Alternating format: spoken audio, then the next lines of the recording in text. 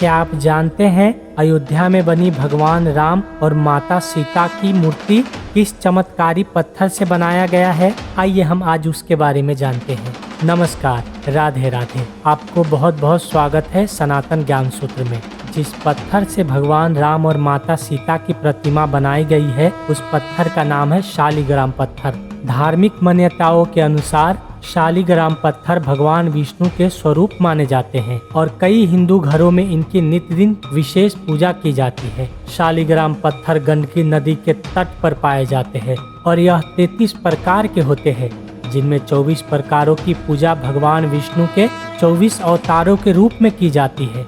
जिस घर में शालिग्राम भगवान होते हैं और नियमित रूप से पूजन की जाती है, वहाँ सदैव माता लक्ष्मी का वास होता है। साथ ही उस घर में सभी प्रकार के संकट दूर रहते हैं। हिंदू धर्म में त्रिदेव अर्थात ब्रह्मा, विष्णु एवं महेश की पूजा विभिन्न प्रकारों से की जाती है। जैसे ब्रह्मा की पूजा शंख के रूप में और भगवान शिव की उपासना शिवलिंग के रूप में की जाती है। ठीक उसी प्रकार भगवान विष्णु की उपासना भगवान शालिग्राम के रूप में की जाती है। महापुराण पद्म पुराण में भगवान विष्णु के शालिग्राम स्वरूप बनने के विषय में विस्तार से बताया गया है। एक बार जलंधर नामक दैत्य ने देवलोक पर अधिपत्य हासिल कर देवताओं को परेशान करना शुरू कर दिया था।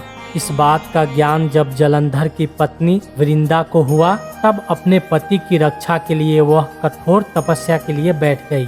तपस्या के प्रभाव से देवताओं द्वारा जलंधर को परास्त कर पाना कठिन हो पा रहा था। ऐसे में अधर्म को हराने के लिए भगवान विष्णु ने एक लीला रची और जलंधर का रूप धारण कर लिया।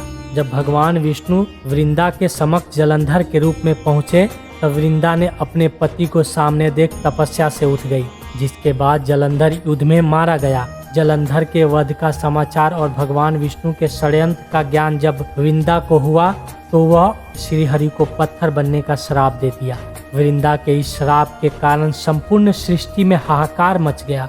तब सभी देवतागण उनके पास भगवान विष्णु को श्राप मुक्त करने की प्रार्थना लेकर पहुँचे। तब वृंदा ने अपना श्राप वापस ले लिया और स्वयं को अग्नि में समाहित कर लिया। तब उस भस्म से तुलसी माता उत्पन्न हुई थी और आज भी भगवान विष्णु को शालिग्राम रूप में पूजा जाता है। शिवलिंग की तरह शालिग्राम भी दुर्लभ है। अधिकतर शालिग्राम नेपाल के मुक्तिनाथ क्षेत्र काली गंडकी नदी के तट पर पाए जाते हैं।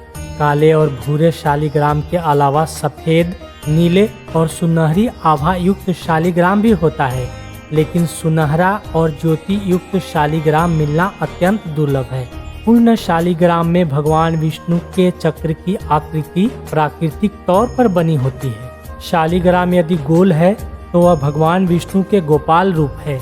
मछली के आकार का शालिग्राम श्री हरि के मत्स्य अवतार का प्रतीक माना जाता है। यदि शालिग्राम कछुए के आकार का है तो इसे विष्णु जी के कच्छप और कूर्म अवतार का प्रतीक माना जाता है।